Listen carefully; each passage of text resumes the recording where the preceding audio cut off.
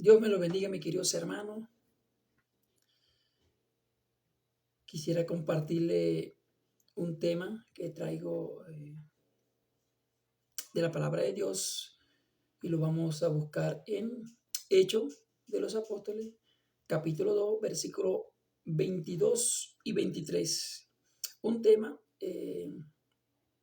que nos habla la palabra de Dios, quién mató a Jesucristo y, qué vino a hacer Jesucristo a la tierra.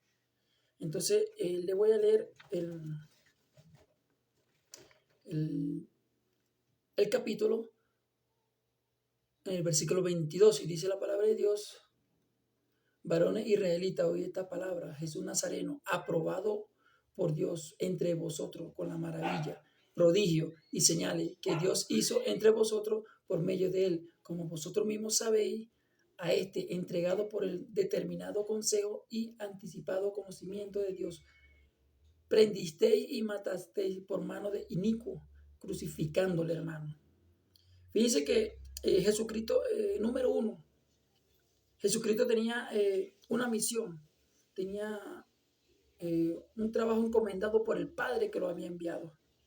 Número uno, la aprobación de Jesús. Pedro menciona que Jesús fue un varón aprobado por Dios, lo que indica que su ministerio y su obra eran un testimonio del respaldo divino. Esto nos enseña que las acciones de Jesús estaban alineadas con la voluntad de Dios. Número dos, las maravillas y señales. Se destacan que Jesús realizó maravillas, prodigios, señales. Esto nos muestra que los milagros de Jesús no solo eran actos de compasión, sino también pruebas de su divinidad y su misión en la tierra, como ese Mesías, como ese Salvador que venía a restaurar la humanidad. Número 3, el plan de Dios. Pedro habla del determinado consejo y anticipado conocimiento de Dios. Esto nos enseña que aunque los hombres actuaron mal al crucificar a Jesús, esto formaba parte del plan soberano de Dios para la redención de la humanidad. Y número 4, responsabilidad humana. A pesar de que todos estaban bajo el control de Dios, Pedro señala que los hombres fueron responsables de sus acciones al entregar a crucificar a su Mesías, a Jesús. Fíjense que Pedro mismo está diciendo que los hombres tuvieron parte de culpabilidad, a lo mejor, por crucificar al Mesías. Pero entonces Jesucristo tenía una misión, porque ya eso estaba escrito desde la fundación del mundo. Es más, incluso del Antiguo Testamento los profetas profetizaron que él venía y iba a ser el cordero que iba a quitar el pecado del mundo. Él iba a ser llevado como cordero al matadero. ¿Por qué? Por la humanidad. Fíjense que mira lo que dice aquí, que quién fue responsable de la muerte de Cristo. Muchos lo preguntamos, pero ¿quién fue en verdad responsable de la muerte de Cristo? Podemos pensar que en la cruz, como un sacrificio que hizo Jesús, afirma que fue la voluntad del Señor quebrantarlo. En Isaías 53:10 nos dice, lo buscamos en Isaías 53, nos dice la palabra de Dios, 53:10. Y dice la palabra de Dios, 53:10, Isaías. Dice, con todo esto Jehová quiso quebrantarlo, sujetándole a padecimiento. Cuando haya puesto su vida en expiación por el pecado, verá linaje, vivirá por largos días y la voluntad de Jehová será en su mano prosperada, hermano. Alabado sea el nombre de Cristo. También podemos pensar en la cruz como el lugar de la obediencia del Hijo y afirmar que Cristo voluntariamente entregó su vida. En Juan capítulo 10, capítulo 10 nos dice que, 10:18 nos dice que nadie me la quita, sino que yo de mí mismo la pongo. Tengo poder para ponerla y tengo poder para volverla a tomar. Este mandamiento recibí de mi Padre. Lo dice nuestro Señor Jesucristo.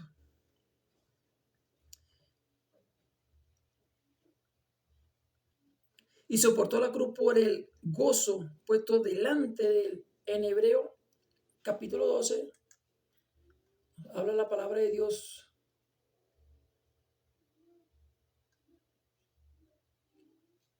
Hebreo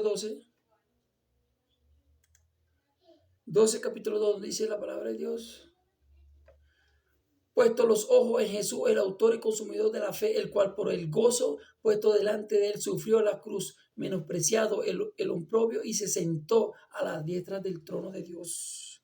O sea, prácticamente Jesús vino, número uno, vino a hacer la voluntad del Padre. Número dos, él entregó su vida voluntariamente por nosotros. Ahora mire lo que dice. Siempre que seamos cuidadosos y pongamos en práctica la advertencia y las calificaciones necesarias, podemos decir que la voluntad del Padre, la obediencia del Hijo y nuestro pecado jugaron un papel en que ocurriera la crucifixión. Acuérdese que Jesucristo hacía la voluntad del Padre, pero también el pecado de la humanidad también jugaba un papel importante ahí. Porque si Jesucristo no hubiera muerto, no hubiera sido crucificado, nosotros no tuviéramos salvación, no fuéramos salvos. Ahora podemos pensar en la cruz como el lugar de sustitución y afirmar que Cristo fue herido por nuestras transgresiones, molido por nuestro pecado. Los habla Isaías 53:5. Fíjense que aquí nos sigue hablando la palabra de Dios que ¿quién mató al Mesías de Israel? Sabemos que los soldados romanos hicieron el trabajo literal de clavar a Jesús en la cruz. En Marcos 15:24 nos habla la palabra de Dios.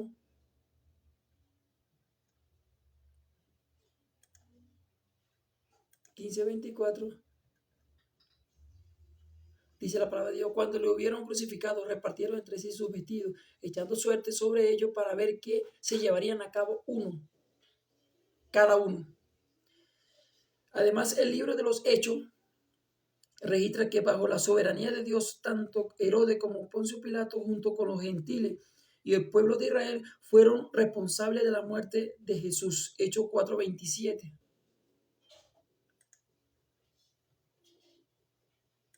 Fíjense lo que nos dice Hechos 4:27.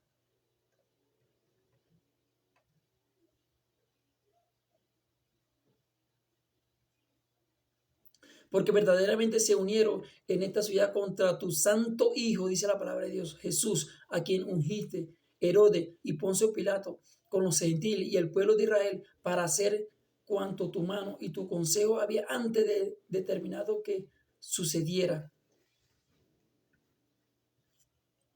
Fíjense que Mateo nos habla que 27:25.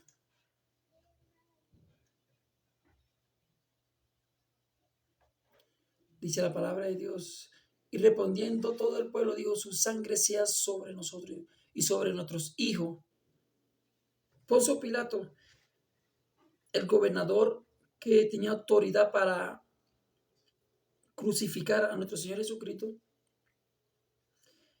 él no hallaba culpabilidad de lo que lo acusaban, los acusadores.